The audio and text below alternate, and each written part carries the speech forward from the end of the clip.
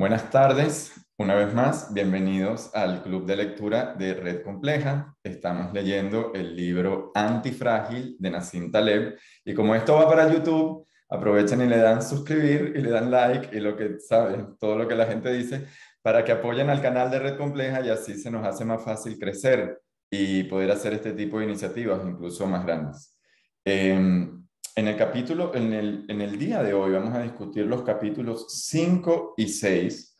Se empieza lo que llaman así el segundo libro, la segunda sección, en el cual él habla de la modernidad y los efectos que ha tenido la modernidad sobre la sociedad y particularmente sobre la fragilización de la sociedad. El capítulo 5 a mí me ha parecido de verdad fenomenal, me lo he leído con muchísimo gusto. Tengo páginas de anotaciones, pero voy a iniciar la discusión con una observación que me parece que es central a todas y que a partir de ahí podemos empezar a discutir, porque me parece que este capítulo tiene muchísimas implicaciones para América Latina y la forma en que se ha gobernado América Latina históricamente.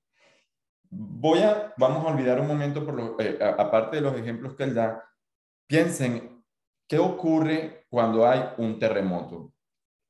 La Tierra, el planeta Tierra, en todo momento se está moviendo. Los terremotos como los de Fukushima o terremotos como los de Chile son casos muy particulares en el cual esos movimientos, digamos que la tensión se ha acumulado a tal punto que se descarga y se crea algo que está a escalas de magnitud por arriba de lo que es los micromovimientos que se están dando constantemente.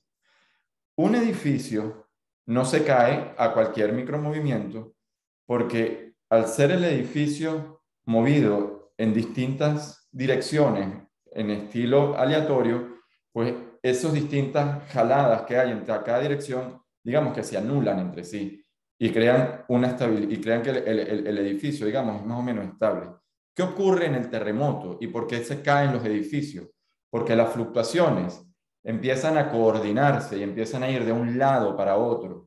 Y al ir de esta manera, este movimiento en gran escala, que ya no son microfluctuaciones que se están anulando, sino que se están alineando y de cierta forma se está creando una cascada en el movimiento, es lo que hace que el edificio se rompa, es lo que hace que el edificio colapse. ¿Entienden? Entonces, un sistema que no es capaz de absorber las fluctuaciones y que sin embargo lo que hace es amplificarlas, son sistemas que colapsan. Y eso es lo que ocurre, esos son los ejemplos que él ha dado a lo largo de todo el capítulo. Tenemos, por ejemplo, los incendios forestales. Un bosque tiene un ritmo natural en el cual se está quemando y se está produciendo incendios naturales. Si nosotros preveemos, no le permitimos quemarse de manera natural, la masa vegetal del fondo se empieza a acumular y se acumula a tal punto que en lo que ocurra un incendio, aquello explota de una forma fuera de proporciones a lo que hubiese sido una cuestión natural. Y lo mismo ocurre con las avalanchas. La manera que se evita una gran avalancha es generando pequeñas avalanchas, de forma tal de que la tensión no se acumule. Esto, cuando se lleva al plano político y social, tú puedes pensar en sistemas ya de por sí centralizados, aunque sean estados funcionales, como pueden ser los estados europeos, pero ya en el momento que tú centralizas una cantidad inmensa de ciudades en un mismo sistema que lo está manteniendo controlado, se empiezan a generar fragilidades dentro del sistema, porque esa variabilidad natural que debería haber dentro de cada una de las localidades se empieza a borrar. Y las cosas que escalan o que de cierta forma, digamos, prevalecen a la agregación sobre todas las ciudades a la escala nacional, pues son temas como que pueden ser divorciados, en primer lugar, divorciados de la experiencia diaria del ciudadano dentro de su ciudad, porque se empieza a hablar entonces de democracia, se empieza a hablar de libertad, se empieza a hablar de temas que son importantes, pero que también son huecos y que permiten manipulación y que permiten utilizarlos con otros fines. Y en otro, y más, digamos, en un sentido más amplio, simplemente nos están atando a todos a una misma camisa de fuerza, nos están metiendo a todos en una misma platabanda, y en lo que tú pones ahí a un presidente que es un populista o que es un loco o lo que te dé la gana, pues el daño se percola y se distribuye durante todo el país, a diferencia de haber tenido un alcalde que está loco y que le hubiesen simplemente quemado y que en la ciudad de al lado ni siquiera te hubieses enterado. Entonces, él pone el ejemplo de Suiza, me parece que es un ejemplo digno de estudiar. Yo conozco personas suizas y recuerdo que me decían que ellos no van a la universidad al graduarse únicamente, ellos pasan años trabajando en lo que llaman las pasantías, ¿no? En América Latina, solo que la pasantía está diseñada antes de la universidad para ver si a ti te gusta o no te gusta y si a ti te sirve o no te sirve, y tú decides especializarte en lo que tú quieres, en lugar de pasar por todo un programa educativo sin ningún tipo de experiencia, que luego eres frágil frente a un mercado que está variante y que no tienes ningún tipo de experiencia. Eh, y por último, bueno, la falta de evidencia de la falsa estabilidad con el ejemplo del pavo, que me parece excelente, que es el pavo durante todo el año piensa que los humanos son súper chéveres porque lo están alimentando con comida de calidad hasta que llega el día en que lo matan. Entonces, la falta de evidencia, el hecho de que las cosas no colapsen de aquí a 10 años, no significa que no se está acumulando atrás esa espada de Damocles, no significa que no se está acumulando la fragilidad y que en algún momento las cosas pueden explotar. Con esto les paso la discusión para preguntas y bueno, cada uno con sus impresiones y comentarios y con particularidad cómo lo ven aplicado a sus países dentro de América Latina. Porque siendo venezolano les puedo yo decir que el eliminar la variabilidad que hay en un parlamento, ¿verdad? Lo que tú estás haciendo es acumulando unas tensiones atrás que ahora se están viendo en facciones dentro del gobierno que se están peleando entre ellos mismos, que están poniéndose bombas, que están asesinando a gente, y al final lo que estás creando son las condiciones para una guerra civil. Entonces tú crees que estás salvándote a través de mantener esa fuerza, pero en realidad lo que estás haciendo es acumulando la presión para que te explote en la cara y lamentablemente se lleve por el pico a todo un país y si no, a un continente entero. Ahora sí les paso el micrófono.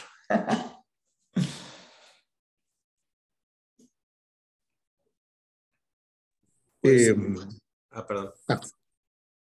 sí, bueno, esto atañe a varios temas. Ahora, tú mencionabas el caso de los terremotos en Chile. Ahora, en Chile, digamos, los temblores y terremotos son cosas de todos los días, digamos, y constantemente hay niveles de sísmicos, digamos, que están basalmente entre 6, 6.5, 5, 5.5 de la escala Richter. Entonces, se generó un estilo de construcción histórico, digamos, y en algún momento por ley para el edificio más complejo, pero se generó un estilo de construcción histórico en base a la experiencia de la gente en ámbito arquitectónico con las construcciones que permitían tolerar esto a través del tiempo. O sea, eh, temblor tras temblor tras temblor, y fue también una prueba de ensayo de error de la gente para ir trabajando, sobre todo en el ámbito arquitectónico, pero también en construcción, modos de construir casas de mayor resistencia, y se pudo, digamos, en el terremoto del 2010, aguantar bastante firme un terremoto con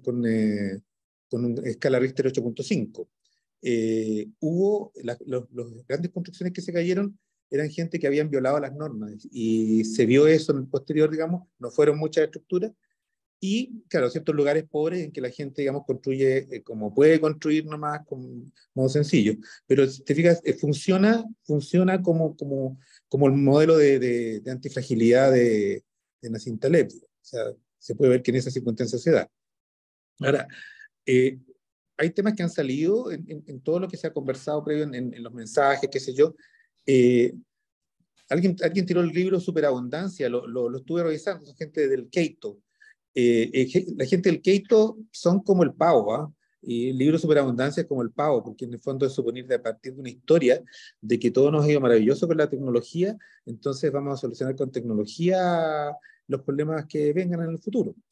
Entonces no hay que preocuparse del ecosistema ni nada, porque la tecnología nos va a dar lo que venga. Y eso, digamos, es la mentalidad, digamos, es la misma epopeya del pavo que describía, digamos, Nassim Taleb.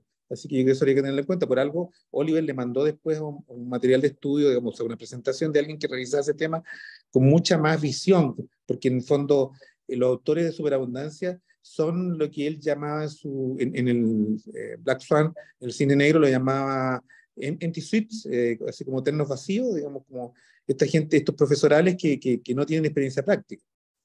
Ahora, él hacía unas apreciaciones en el capítulo, digamos, sobre el funcionamiento del ámbito médico, y la verdad es que yo creo que hay un tema ahí, hay estadísticas que él no maneja, evidentemente, que son, porque en el fondo, y a veces los médicos mismos tampoco, sino porque dentro de la medicina, a través de los años se generó en los últimos 25 años un trabajo importante en torno a temas de sistemas complejos y riesgo, eh, que no tiene un alcance masivo, porque en el fondo se logra en ciertos lugares y en la mayor parte de los lugares rápidamente se caen en estrategias lineales que son inquisitoriales respecto a los errores y las fallas. Entonces, son muy pocos los lugares que logran consolidar espacios, digamos, de trabajo basados en pautas sistémicas y con revisiones de la circularidad de los espacios. De hecho, muchos sistemas de calidad que partieron como una plataforma con un mapa inicial orientado a teoría de sistemas complejos o wicked problemas perversos, digamos, al pasarlos a la práctica, la gente los transformaba en esquemas planos lineales. Entonces, cuando eso sucedía, se volvía la misma cosa de antes, ¿no? Hay gente que no lograba entender pasar de este como 2D, del enfoque lineal, a pasar al 3D, que es un enfoque sistémico con circularidad de los efectos, digamos. ¿Podrías Entonces, explicar un poco cómo sería ese sistema circular? O sea, ¿cómo tú ves la introducción de este tipo de principios en el estudio del procedimientos médicos? lo que se hace, digamos, en el fondo, cuando se mira desde un punto de vista más sistémico, cuando se producen eventos, lo histórico lineal era ¿quién fue el culpable? Ese, córtele la cabeza, como cierto, el enfoque de la Reina de Corazones de Alicia al otro lado del espejo, Alicia en el País de las Maravillas. En cambio, el enfoque sistémico es cuál es, digamos, en todo este sistema que tiene un proceso que empieza aquí, sigue acá, sigue acá, sigue acá, se produjo un evento, si ese evento estuvo vinculado a diferentes multicausalidades que están anidadas en el sistema, si se repiten permanentemente y si existe alguna posibilidad de ajustarse a eso de manera, digamos, que tengan flexibilidad. Y no hay culpables, sino que hay correcciones de proceso digamos, propuestas de mejoras de proceso en base a la información que se obtiene de todos los participantes, así como los debriefing que hacen las tropas de US Navy cuando van a un sitio de evento. Algo como que los culpables vienen de una estructura, más que ver o sea, el culpable siendo el síntoma de la estructura, y es como vamos a entender la estructura del cual están emergiendo este tipo de problemas que atacar el problema como tal. Claro, la estructura, digamos, en el fondo la metáfora es que los problemas de procesos de la estructura son como un pantano desde donde salen los mosquitos que te vienen a picar y te transmiten, suponte, la fiebre amarilla y el dengue. Entonces no es que mates tú los mosquitos uno por uno, sino que modificas las condiciones de ese pantano, digamos, que las puedes modificar ecológicamente para que no sean, que haya más plantas, tenga más oxígeno, en fin. Eso mismo se hace respecto a la organización, porque en el fondo las pautas lineales, digamos, como un poco las mismas que describía en algún aspecto Macristal, la rigidez, una cabeza autoritaria arriba, que nada se mueve, no se mueve una hoja sin que esa cabeza dé la orden. Entonces hay gente muy autoritaria que trata de abarcar mucho, genera procesos lineales que en el fondo castigan gente, pero no corrigen los errores vinculados a los pasos de una etapa a otra etapa. Y que lo Igual, digamos, generan. ¿ah? Además, que en su misma estructura están generando esos errores. Y lo que están haciendo Efectivamente. es atacando los síntomas del sistema que ellos mismos están generando. Con lo Claro. cual están haciendo el sistema cada vez peor. Ahora, el tema se conversa y los que tratan de implementar estos sistemas, existen varias dinámicas que se han generado tienen enfoque sistémico, pero llevarlo al mundo real se ha logrado en algunas partes con mucha integración de la gente, pero en la mayor parte de los espacios no, porque se tiende a los funcionamientos históricos, digamos, que son basados en caudillo, en jefato, en una cabeza que manda y el resto obedece. Y eso dificulta llevar al mundo real algunos de estos aspectos, pero de que se puede en algún aspecto se puede, o sea, y cuando tiene efectos en las organizaciones, los tiene. Y dos cosas antes de pasar el micrófono. Una es, existió, en verdad lo pueden buscar en internet, cuando la emergencia del Zika, nosotros estuvimos como Instituto de Sistemas Complejos ahí en Recife, en Brasil, diciendo que, bueno, lo mejor era utilizar lo que llaman unas cosas que llaman ovitraps, que es como unas trampas naturales para los mosquitos, en los cuales a través de, ¿sabes? Te ponen en las distintas casas unas botellas de agua y que ellos busquen reproducirse ahí, pero de cierta forma con algún veneno, pues se aniquilaban los mosquitos y al mismo tiempo tú podías ver cuáles eran las zonas más afectadas, haciendo esto a nivel comunitario y bien organizado, no nada más a la gente haciéndolo a lo loco. Pero el dinero y el funding se fue a meterle el ADN, cambiar el ADN a los mosquitos.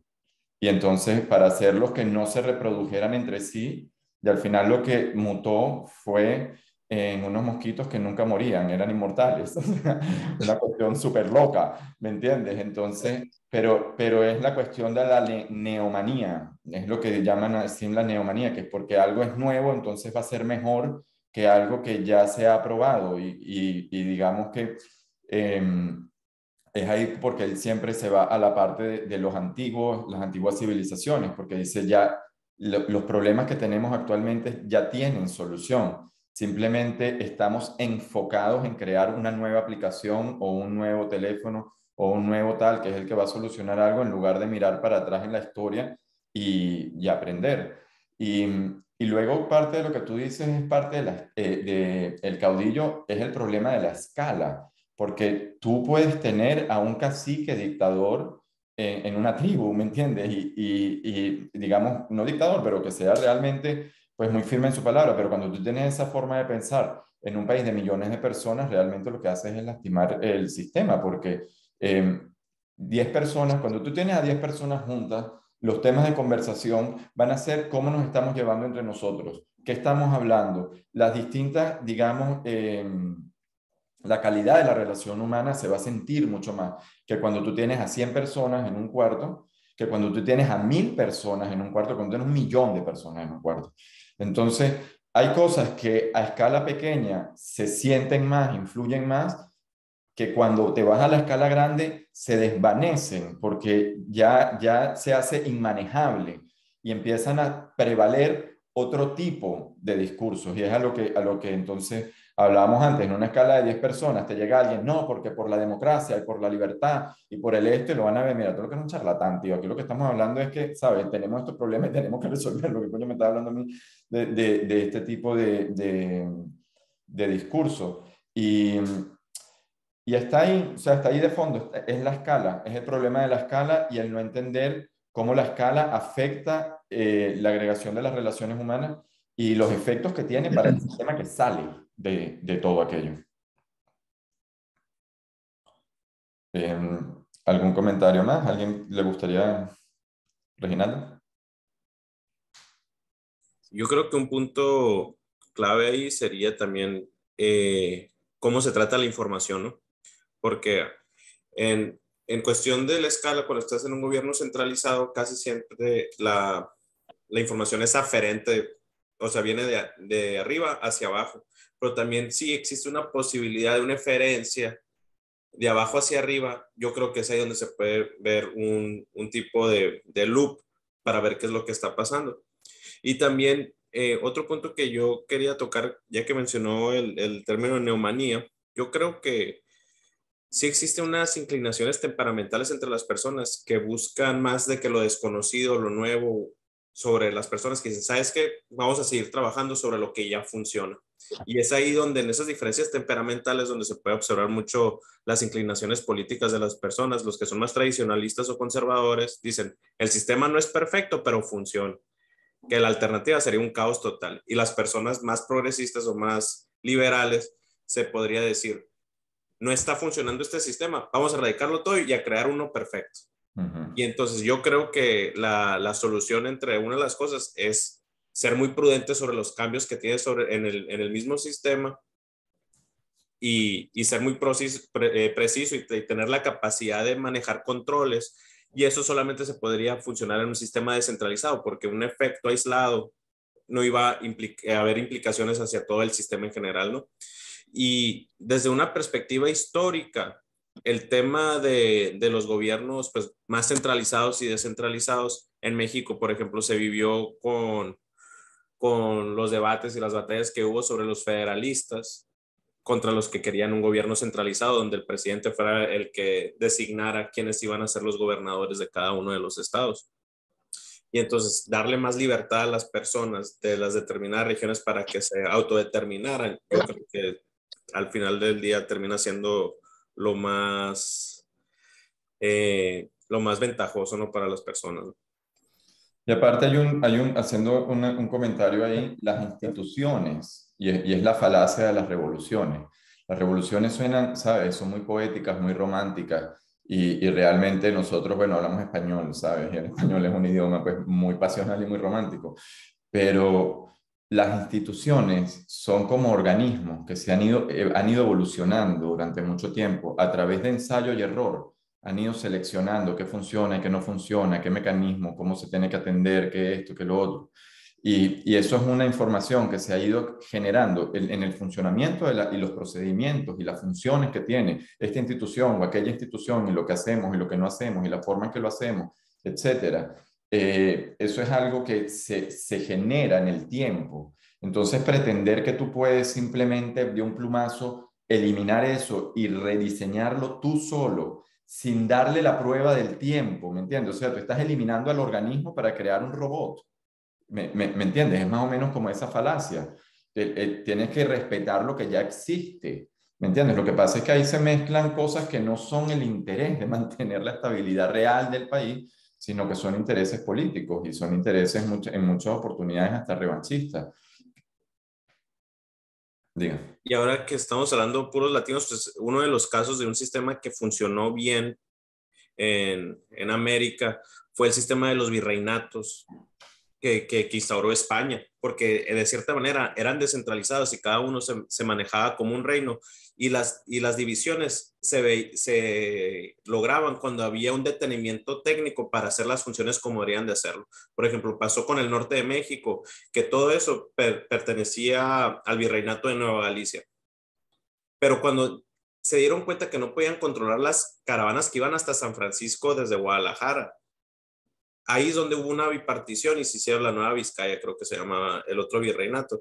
Y entonces, eh, a pesar de ser un poder excesivamente centralizado con la figura del rey de Castilla, que estaba sobre todos los reyes de todos los virreinatos de América Latina, había mucha independencia por una deficiencia tecnológica que era la comunicación. Y entonces la autonomía que funcionaba en los virreinatos era muy alta. Y la cuestión no está en no tener una cabeza o no tener un sistema, digamos, grande. La cuestión está en qué funciones se le está dando a esa cabeza. ¿Me entiendes? ¿Qué funciones? Porque, por ejemplo, una institución que ha sobrevivido miles de años es la Iglesia Católica.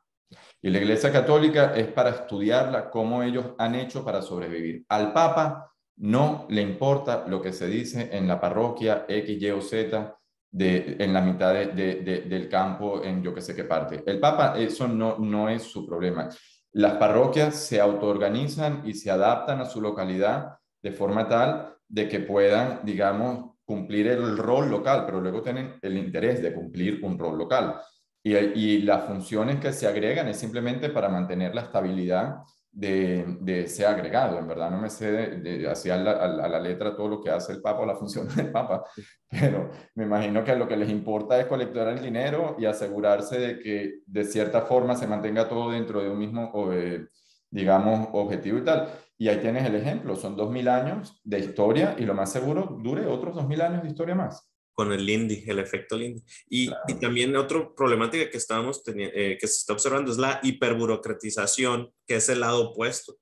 Porque cuando tienes a muchas personas participando, tienes que generar un sistema legal o positivo que se tenga que ser implementado y tomar en cuenta todas las decisiones de todos los grupos que están conviviendo en determinado espacio.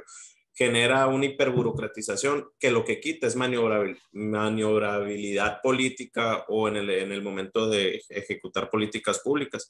Y ese también es un extremo que se puede hacer cuando no tienes una figura central que pueda actuar con un cierto nivel de arbitrariedad. Por eso los romanos, en el momento de guerras o de que estuvieran en una crisis altas, era cuando designaban al dictador que tomaba decisiones fehacientes en ese momento para resolver el problema lo más pronto posible.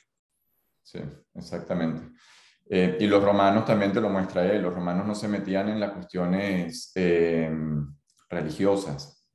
Y eso sí es una diferencia de la Iglesia Católica. La Iglesia Católica no permite otras religiones que no sea la católica. ¿Entiendes? Y eso le ha y eso, o sea, en el sentido, piensa en la colonización. O sea, incluso dentro del Imperio Romano. La forma en que ¿me entiendes? Se expande es porque en su origen no se permitía un culto distinto, mientras que antes de que se fuese, digamos, ese cambio de religión, realmente el culto era algo individual, porque piensa más atrás, atrás, atrás, cada tribu tenía su propio culto. Entonces, realmente, que tú tengas el culto A, yo tenga el culto B y él tenga el culto Z, eso era lo natural, ¿me entiendes? Eh, Ahora, en ese sentido, yo sí creo que hablando de esa institución, ha fragilizado a la sociedad porque, bueno, ha creado muchas guerras en nombre de no permitir esa variedad, digamos, de creencia. Sí, de cierta manera sí, pero en otro aspecto no, porque las sociedades muy plurales generalmente no duran mucho.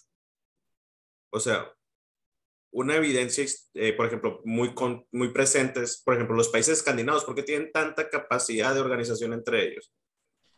Sí. Porque son iguales. O sea, no hay mucha varianza entre los diferentes grupos. Y el tribalismo, yo creo que responde a un orden superior más allá de la racionalización de las personas, ¿no? Más allá de la razón de las personas.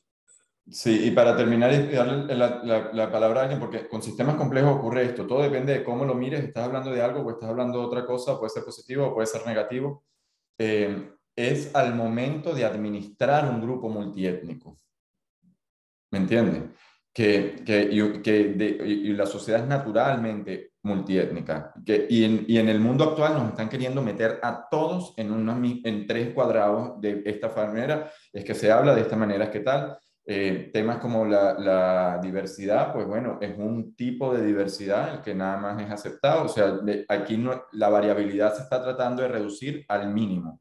Y herramientas como el social media me parece que empeoran la situación porque la homogenización se está haciendo aún más radical y eso lo que hace al final, además de acumular tensiones, es simplemente reducir el rango de movimiento. O sea, en nombre de la diversidad, entonces eliminas la diversidad, ¿me entiendes?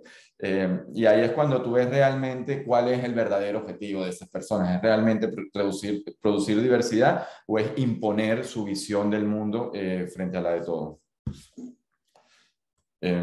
¿Algún otro comentario o pasamos para también dar... A propósito de lo último que estaba mencionando respecto a la restricción de la diversidad y todo este tema de las identidades que ha inundado los medios, digamos, con un lenguaje muy eh, monolítico en términos de que se dice lo que ellos dicen nomás a ese respecto, igual no hay una discusión. Alan Sokal, que fue ¿cierto?, de las imposturas intelectuales, el matemático, hace poco hizo un escrito a ese respecto, digamos, que tomaba el tema de la expresión transfóbico o transfobia, y se refería al tema de que dieron con una falacia de petición de principio por sentado que todos entendemos lo mismo, y la verdad es que nunca se discutió qué queríamos decir o qué quería decir una persona u otra con eso, y se usa con un sentido, digamos, peyorativo para acallar a otros, digamos, sin que haya, que opinen cualquier cosa diferente de aquellos que dicen detentar el lenguaje sagrado de las identidades.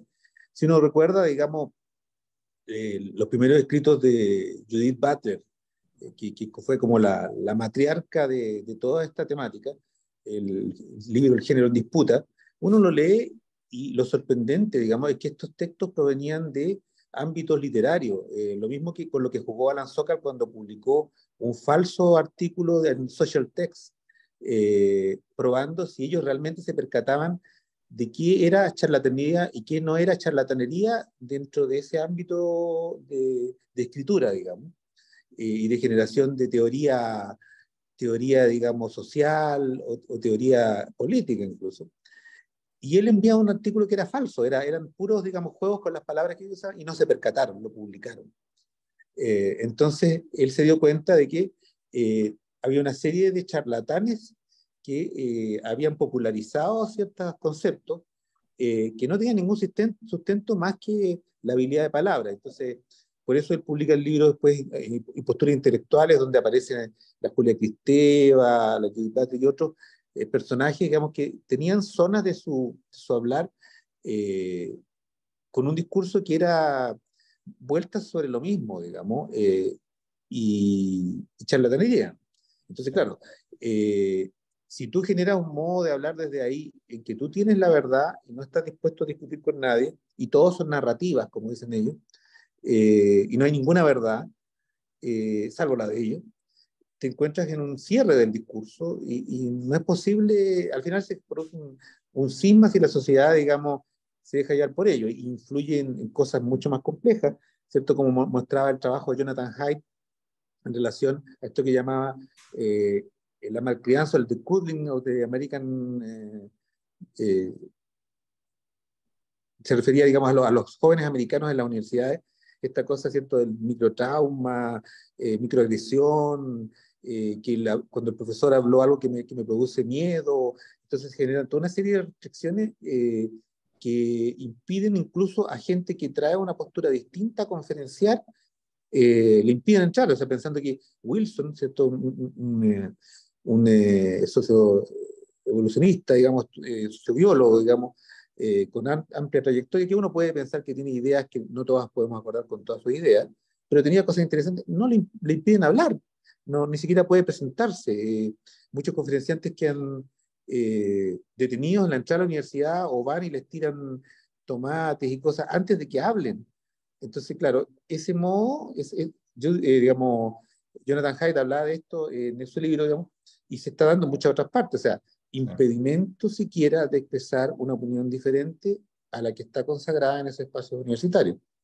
Un minuto me parece que Lex levantó la mano, pero Lex, antes de darte la palabra, pareciera que estamos mezclando varias cosas, pero en verdad estamos hablando hay un tema que está en común en todo esto y es la forma en que se agrega la variabilidad del sistema.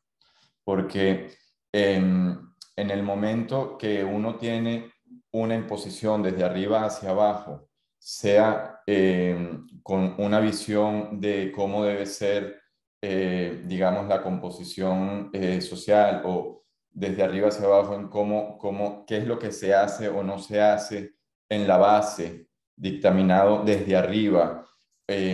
Y luego realmente no nada más en la base, sino en la base tú tienes una variabilidad que es natural y cómo tú permites que esa variabilidad se exprese y ayude a que el sistema aprenda de sí mismo y mejore, en lugar de simplemente frenarla ¿cómo se llama?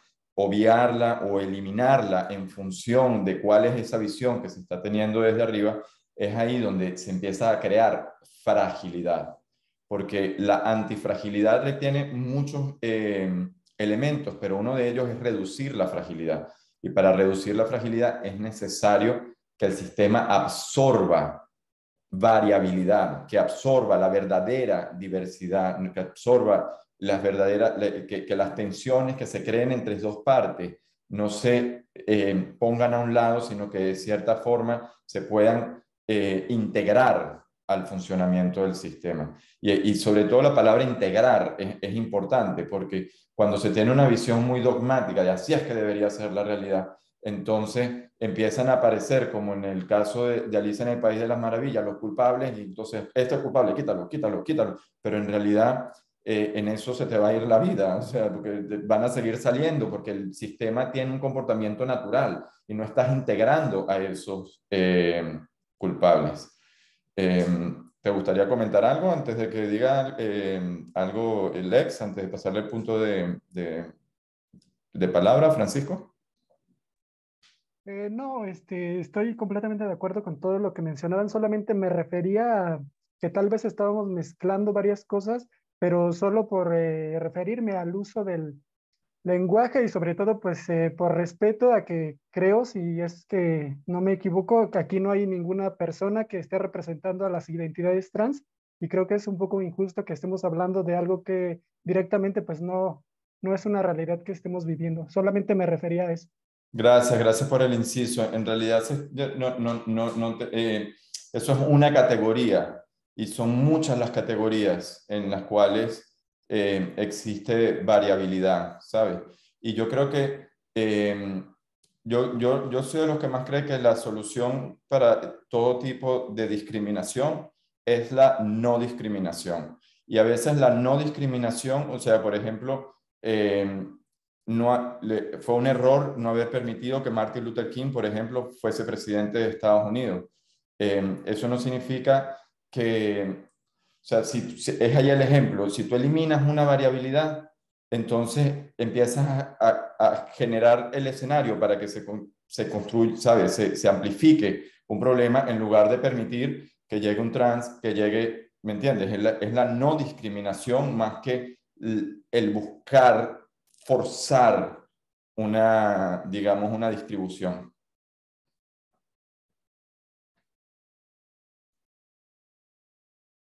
Me parece que Lex tenía la palabra. Sí, ¿qué tal? Estaba esperando que me la dieran. Yo siento que los puntos que estábamos mencionando sobre por qué un gobierno falla o no falla, son reduccionistas. O sea, son demasiados los temas como para que los podamos meter en algo solo. O sea, me refiero, tenemos que estudiar, por ejemplo, las relaciones de los estados, por ejemplo, un texto de Leviatán de Hobbes, cómo se desarrolla el estado con la sociedad, por ejemplo, los textos de Max Weber, las relaciones de poder, por ejemplo, Foucault menciona que el poder no es algo que se posea, sino algo que se ejerce. Y podemos estudiar también las cuestiones de comunicación y en una cuestión más matemática, las agrupaciones o las redes de esas conexiones, ¿no? Desde un punto de biología evolutivo, y que me parece que tiene toda la relación con la parte de antifragilidad que estamos mencionando, es que la definición de la evolución, como la menciona Darwin, de hecho solamente la menciona creo que 2 o 3 veces en su libro, no es el más fuerte, sino el más apto. Y cuando tenemos gobiernos muy centralizados y con muchas cadenas por debajo de ellos, ¿qué es lo que tenemos? Que las personas que generalmente adquieren poder, tomándolo desde la definición de Foucault, que se ejerce el poder más que poseer, se ejerce, van a tener características en las cuales se adaptan para buscar ese poder, para ejercer ese poder y después se siguen subiendo en las escalas. Entonces, en las escalas más arriba de una red centralizada, a mí me parece que vamos a tener individuos que tienen más propensos a tener ciertas características y lo cual reduce la diversificación, además de todos los problemas de comunicación y diversificación que al pasar esos individuos hacia arriba, pues están quitando todo lo que tenemos en las cadenas desde abajo, ¿no? Entonces, así es como me parece que podemos tener un enfoque, un acercamiento a esta parte, ¿no? Porque meternos en todos los temitas y todas las cosas, como mencionaba Francisco, que se están mencionando muchas cosas, es muy complejo, ¿no? Digo, los sociólogos pues pasan décadas, ¿no? Estudiando estos temas. Y creo que esa es la forma en la que lo podemos relacionar con antifragilidad. Claro, yo te diría que el enfoque de sistemas complejos que al final es otra disciplina, ¿no? Que trata de ver las cosas, es ver cómo es la arquitectura del sistema que está detrás. Porque muchas de las veces se está hablando de comportamientos emergentes y porque son comportamientos muy complejos, o sea, tienen mucha información. Es como tú dices, hay muchísimas variables, pero todas esas variables están digamos, existiendo en una arquitectura del sistema. Y como arquitectura está destinada a producir distintos tipos de comportamiento. No sé si me explico. O sea, la cuestión de sistemas complejos es entender cuál es la arquitectura que está detrás, porque detrás de esa arquitectura se generan comportamientos y se genera mucha complejidad, pero nos podemos lanzar aquí, y es lo que la humanidad en gran parte ha hecho, describir y describir y describir el nivel de detalle de todas esas relaciones sin ver realmente un paso atrás, cuál es es lo que llaman el árbol y el bosque. Tú puedes describir el árbol a gran detalle, pero en algún momento te tienes que echar para atrás y ver el bosque entero y entender qué tipo de ecosistema es el que está produciendo todo este tipo de árboles.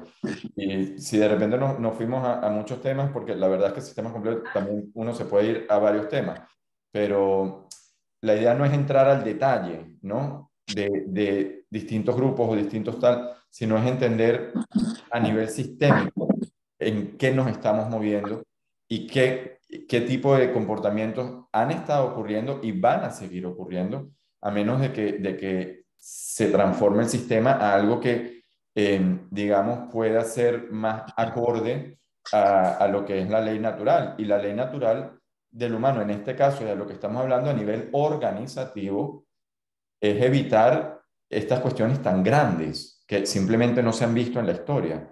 O sea, en Estados Unidos ningún presidente va a estar bien porque esa silla tiene demasiado poder para una sola persona. ¿Me entiendes? O sea, ahí eso está destinado a tomar decisiones que van a generar cualquier tipo de errores que se van a propagar además por todo el mundo. ¿Me entiendes lo que te quiero decir?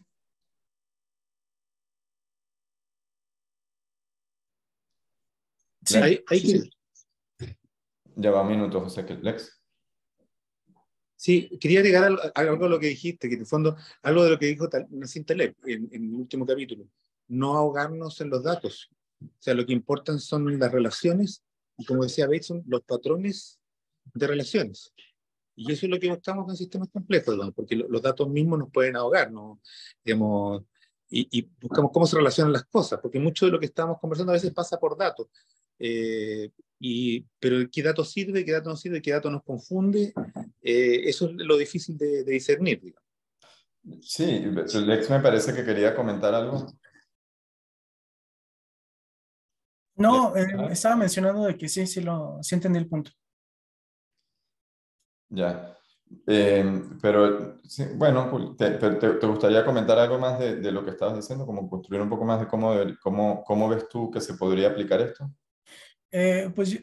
Lo que pasa es de que allí justamente siento que a veces si nos vamos mucho sobre un punto, pues ya no nos metemos en los demás, ¿no? Y como es algo tan complejo, no podemos decir que es únicamente por un punto una cuestión, ¿no? Y la cuestión sociológica yo creo que es inmensa, es gigantesca, ¿no? Entonces, yo creo que podríamos dedicarnos a caracterizar ciertas cosas, ¿no? Pero verlo a macroescala, yo creo que ni los sociólogos lo pueden hacer, ¿no? Hay que caracterizar pues la parte de fragilidad, ¿no?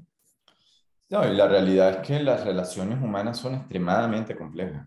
¿Me entiendes? O sea, cuando tú te pones a ver en el detalle de qué fue lo que pasó o la historia misma, la cantidad de información y de detalle es inagotable. O sea, tú te puedes perder la vida estudiando la relación de tres personas, de dos personas. O sea, para quien tenga una pareja lo sabe.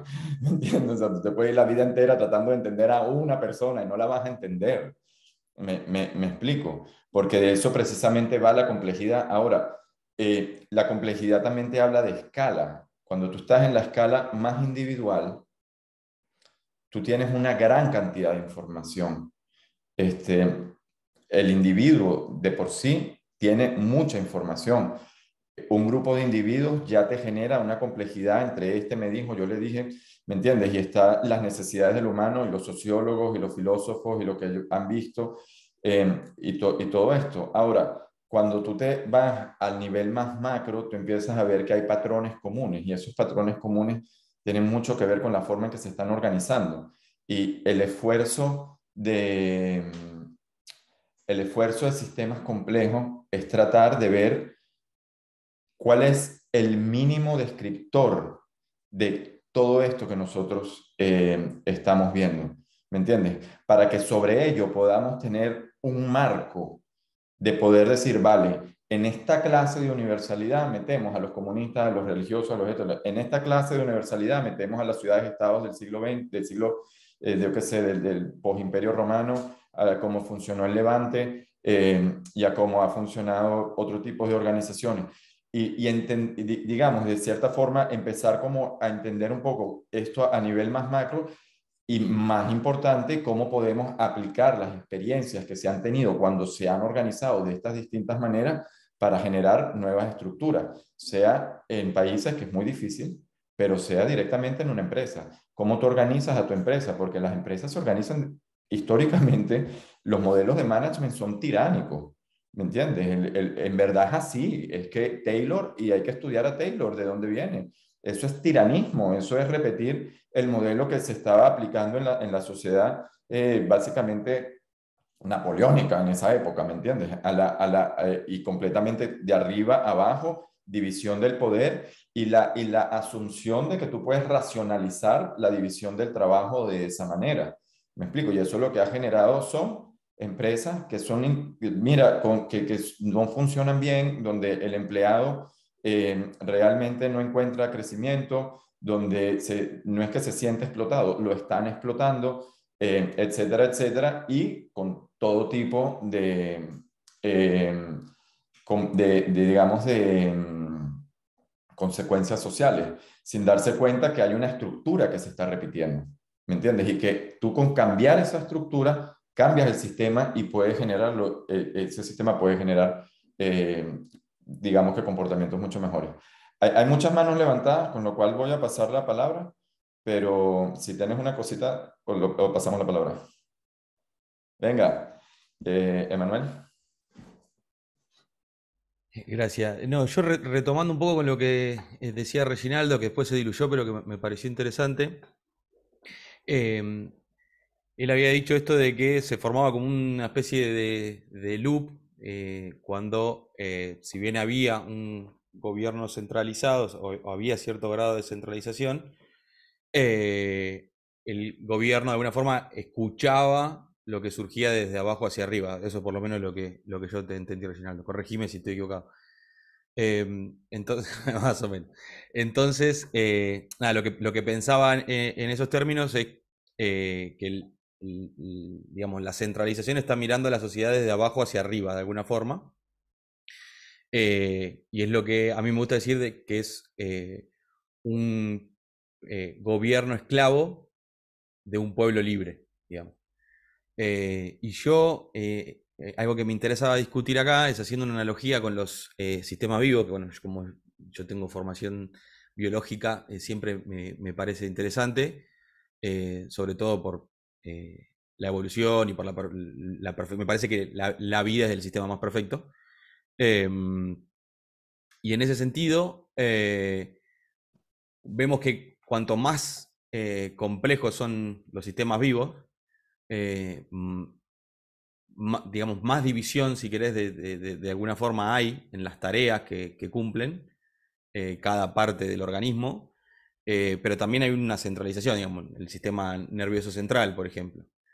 Entonces, si bien hay como la respuesta de ese sistema nervioso central, tiene que ver con lo que se censa, si querés, por las demás partes del sistema. Entonces, como que de alguna forma existe este mecanismo de feedback cíclico que planteaba Reginaldo, por lo menos lo que yo entendí, de que, bueno, hay un sensing, pero en respuesta, hay un sensing, digamos, digamos censo de lo que pasa en mi entorno, como organismo, como sistema, eso se informa al sistema nervioso central, que da una respuesta organizada y de alguna forma conduce el comportamiento. Ese término también me parecía importante introducirlo, en el sentido de que yo creo que cierto grado de jerarquización en el sistema y de conducción tiene que haber para que esos esfuerzos sean coordinados.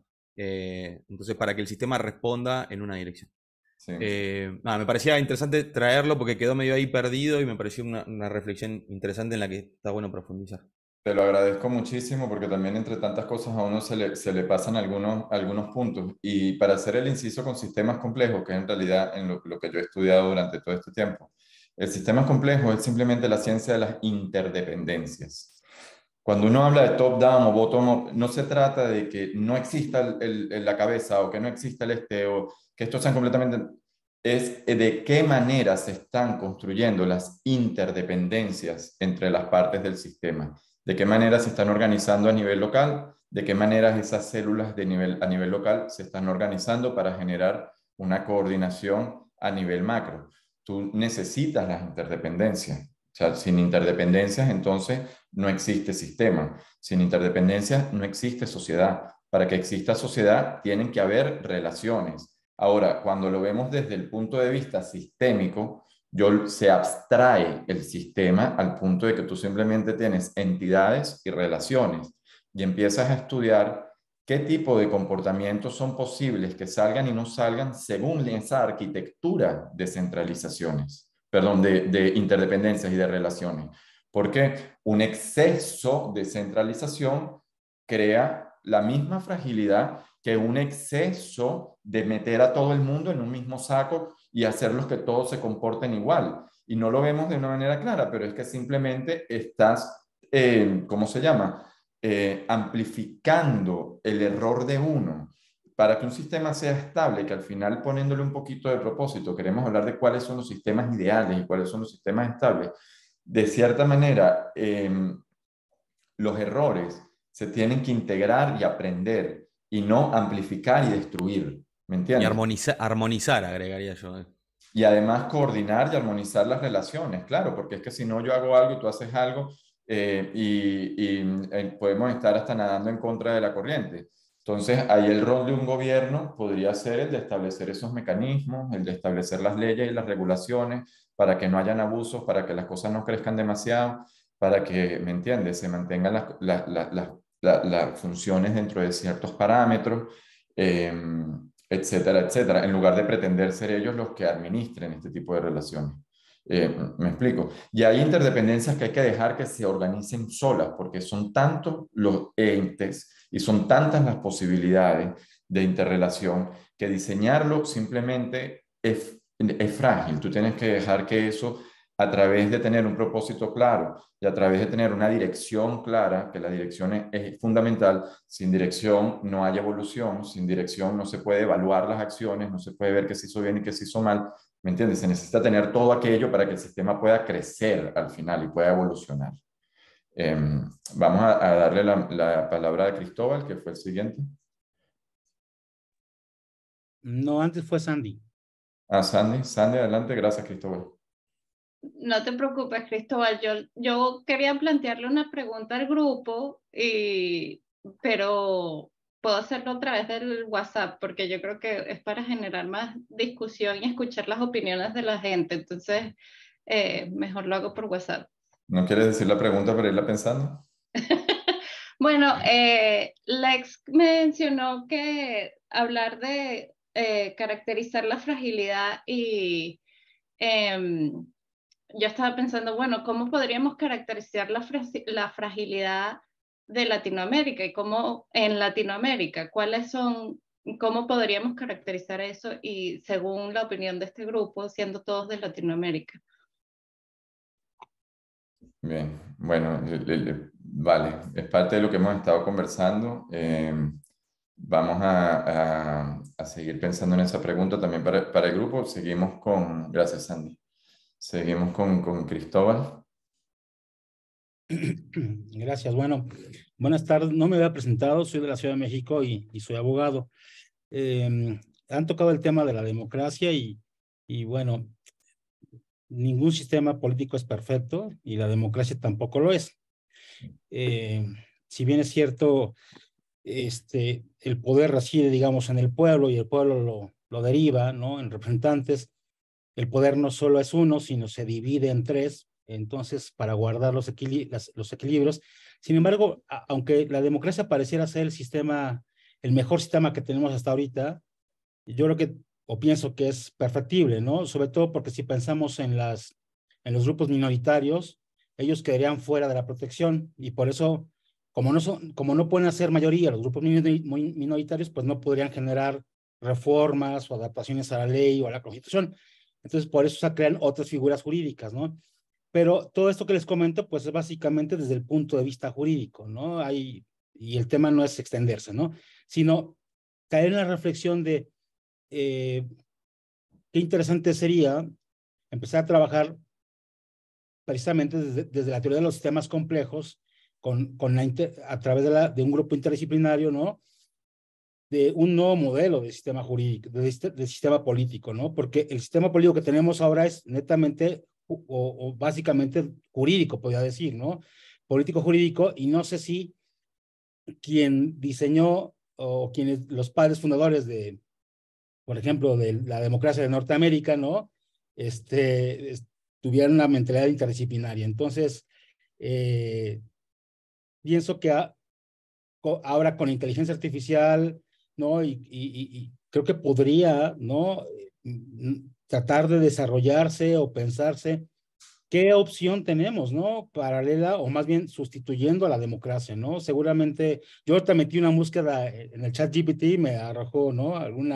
Algunos puntos interesantes, ¿no? Como modelo, superando las falencias a la democracia, ¿no? Esa básicamente era mi participación. Gracias y excelente, y gusto de conocerles. Muchas gracias por tu participación, Cristóbal. Y yo te diría que va por el camino que estamos ya hablando, ¿no? Obviamente, la democracia es el mejor sistema que tenemos hasta ahora en cuanto a para poder representar y tener, digamos, participación del pueblo, ¿no? Y de minorías. Y obviamente a las minorías, bueno, en mi opinión, hay que protegerlas. A las minorías porque si no, las mayorías llegan y simplemente pues, ejercen su voluntad por el simplemente hecho de ser más. Parte de eso aquí en Estados Unidos, tú ves y no se entiende de esa forma, pero el sistema de voto le da más prioridad al territorio que al número de población y la gente lo critica y dice que debería ser un voto por persona, pero en ese sentido las zonas rurales siempre quedarían completamente menos representadas frente a las ciudades. Y es ahí donde está la polarización en este país. Está en la zona rural y la zona y la ciudad. Es parte también de lo que yo decía, los distintos tipos de diversidad que no se notan. O sea, la parte rural y urbana es un discurso que rara vez se habla a nivel de diversidad. Puede que sean los mismos grupos raciales, o etcétera, pero son estilos y necesidades y formas de vida muy diferentes. Mientras que en las ciudades, en un estudio incluso que nosotros hicimos, las ciudades se hacen cada vez más diversas, con más etnias, con más inmigrantes, y también les va cada vez mejor económicamente, mientras que las áreas rurales se hacen cada vez más segregadas, más polarizadas, más pobres, y al final tienes como que dos países completamente distintos, ¿me entiendes? Que están a pocas escalas, a pocas distancias. En mi opinión, se busca es buscar la forma de balancear este tipo de voces, ¿no? No sé si esto se apunta un poco también a lo que estaba hablando Lex sobre las pirámides y... ¿quieres comentar algo, Lex? Sí, que bueno, Estados Unidos también, otra de las cosas que se le critica, pues es el hecho de que los capitales para las campañas vienen los privados, ¿no? Ya hay sistemas que a lo mejor pudieran ser mejores democráticamente, pero son más susceptibles a corrupción, ¿no? Entonces, si tú tienes un sistema en el cual las campañas se financian de los privados y los privados son corruptos, entonces después es más susceptible a que tengas un sistema corrupto, ¿no? ¿Qué es lo que pasa actualmente en Estados Unidos, ¿no? Son las mismas mafias. Y un buen ejemplo que tenemos allí son las armas, ¿no? ¿Cuándo se van a hacer el control de las armas, ¿no? ¿Cuándo se va a dar un control que nos afecta también a los mexicanos, ¿no? Y hay muchos problemas también en esa parte del sistema de Estados Unidos, ¿no? Pero, bueno, eso... Farmacéutica. ¿Mande? Las farmacéuticas y las tecnológicas en este país. Esa gente, los lobbies de esas personas están mandando en cómo se aplican aquí la salud pública y una cantidad de cosas que están de fondo en esos lobbies, ¿me entiendes? Y que tienen también son empresas muy grandes. Y al final estamos cayendo, pero fíjate cómo caemos a lo mismo. Es el tamaño, el poder, el rango de acción y la capacidad de abuso. ¿Me explico? Y la forma de solucionar eso de verdad, mira, es picando las cosas en chiquitico, que no tengas la capacidad de abusar, ¿me entiendes? Es como al político, el presupuesto que le den, da por contado que él se va a robar el 10%. Entonces, ¿qué haces tú? Bueno, reduce el presupuesto para que ese 10% no sea tanto, ¿me entiendes lo que te digo? Que, o sea, mientras más tú centralices, por ejemplo, la salud pública en este país, un país de este tamaño, imagínate el presupuesto que sería la salud a nivel nacional, eso es demasiado dinero. Entonces eso se va a abrir para mucha corrupción, mientras que si tú eso lo haces con empresas locales, aseguradoras locales, a nivel de ciudad y se atomiza aquello, pierdes un poco lo que llaman la economía de escala, pierdes un poco de lo que es esa eficiencia de poder administrar algo en una sola hoja de Excel, pero al mismo tiempo reduces la capacidad de daño, reduces la fragilidad. Y bueno, hay gente que es corrupta aquí y allá, y obviamente que al final se van a robar un dinero, esto y lo otro, pero haces un sistema que en el largo rango temporal tiene menos capacidad a esos grandes movimientos o a esas grandes caídas que cuando lo centralizas todo. Ok. No sé si me expliqué. Sí. No, es que se habla de lo mismo, se habla o sea, cuando tú ves, por ejemplo, y lo hablamos en los videos anteriores, cuando la gente critica el capitalismo y estas cosas, critican la actuación de las grandes empresas. Nunca van a criticar la actuación del panadero de la esquina. ¿Puedo hacer una intervención? Claro. Es que, por ejemplo, uno de los mecanismos que Estados Unidos implementó desde casi sus inicios para evitar que esto mismo sucediera fue exactamente lo de las armas, pero ahorita pues es una AR-15, no va a hacer nada contra un tanque de guerra, ¿no? Pero en su momento, cuando todos tenían mosquetes, era como un mecanismo de control de que no se tiranizara el gobierno. Pero lo que quiero hacer un pequeño brinco atrás sobre la intervención que hizo Cristóbal sobre el crear algo nuevo. Yo creo que el paso inicial es hacer la arquitectura del sistema ya existente y ver dónde están los errores dentro de primero es la etapa diagnóstica y ya después pues viene la etapa prescriptiva dentro de eso. Y yo quiero nomás soltar una bolita ahí sobre el manejo de información que se está viendo ahorita. Leí hace mucho un artículo que mencionaba, por ejemplo, la censura, que eso es un tema que tiene que ver con las corporaciones de las redes sociales. Había personas que decían que no deberían de censurar nada porque así era muchísimo más fácil identificar dónde estaban las personas que tenían los pensamientos más extremistas. Y cuando tú implementabas un mecanismo de censura, lo que se pasaba es que se iban a métodos mucho más difíciles de rastrear.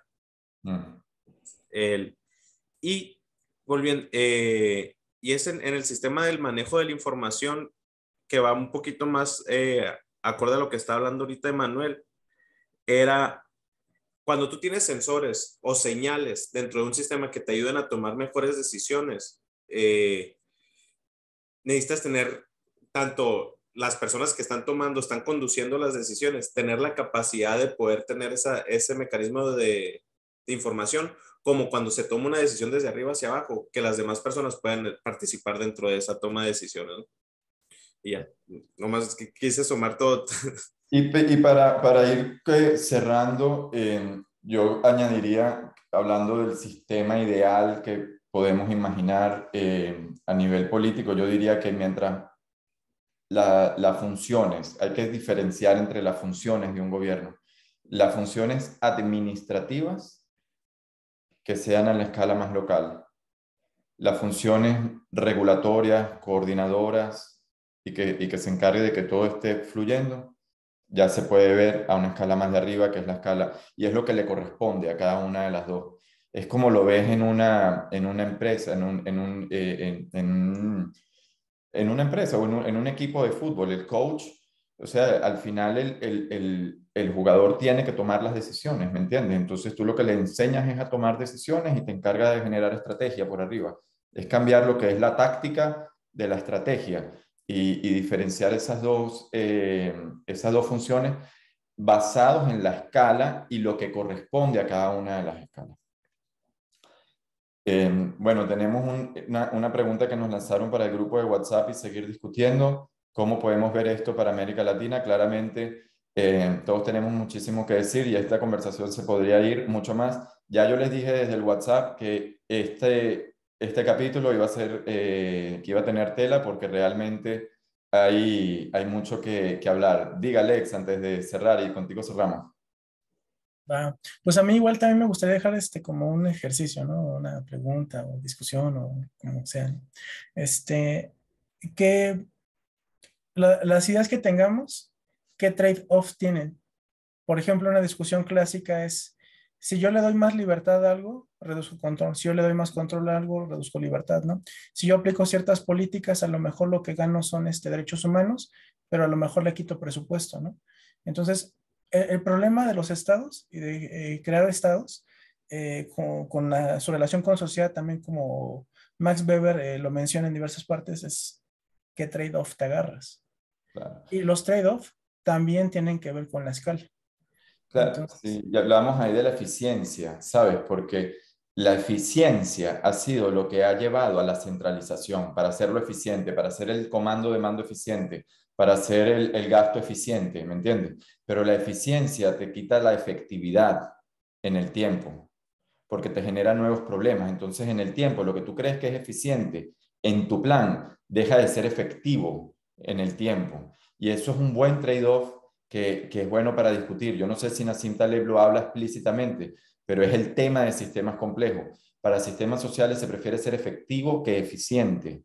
Da igual si gastamos un poco más mientras que esto no vaya a causar una guerra o mientras que esto no vaya a causar un colapso social, porque al final va a salir más caro el colapso social. ¿Me explico? Lo que pasa es que eso es riesgo que no se está incluyendo dentro de la hoja de Excel. ¿Me entiendes? Porque tú crees que el plan va a salir bien, no tú, o sea, la persona cree que el plan va a salir bien.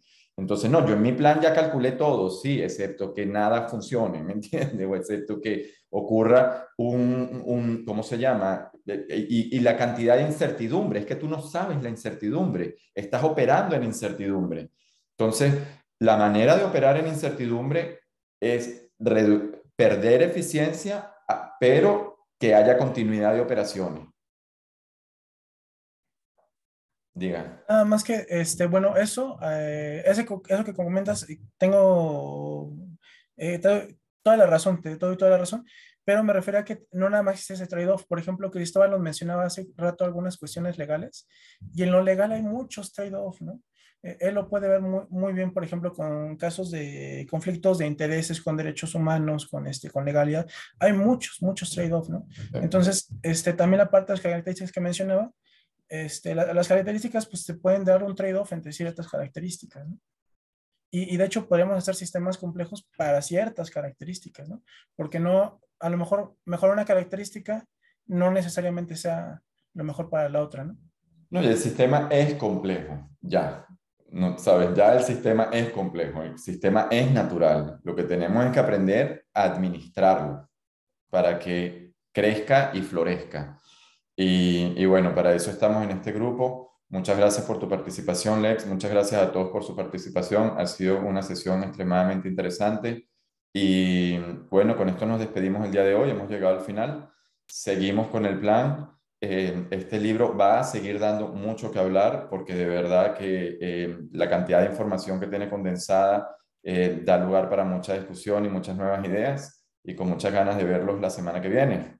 No se olviden a los que están viendo en YouTube, por favor suscribirse, que de esa manera pues también nos apoyan en esta iniciativa. Y bueno, un aplauso a todos ustedes, muchas gracias por todos sus aportes. Yo cada día más impresionado de verdad del nivel de discusión porque me parece que estamos todos bien. Bueno, saludos. Adiós. Hasta luego. Bye.